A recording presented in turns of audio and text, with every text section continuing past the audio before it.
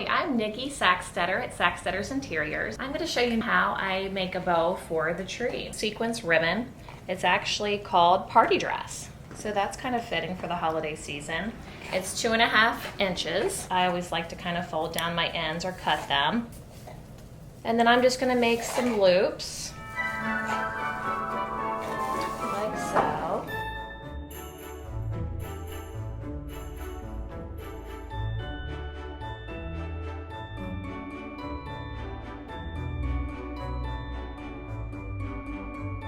I'm just going to twist it like so and then take a couple pieces of floral wire and tie.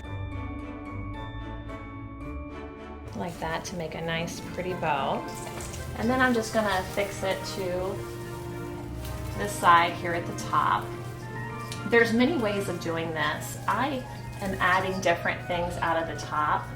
You can do a lot of ribbon around the top. I've chosen just to do kind of one bow here, one bow on the other side, and then draping my ribbon throughout. So with that, I just affixed the wire and twisted it on the pine, or you can actually take the pine, they're all wired, and you can twist it around as well. And with the ribbon, I'm just going to kind of make a little bit of flowing loops. You kind of want to just go to the right, to the left. You want it to make it look natural.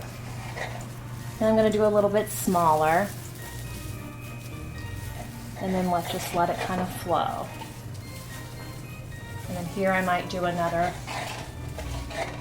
little bow tie. And then again, just twist it with your pine branches. And then I'm going to kind of come over to the middle of the tree. And then again, you just want it to look very natural. And then here I'm going to clip it. And then I'm going to roll the ends. Roll it up and it just looks like a nice finished look. Then with the remainder of the ribbon,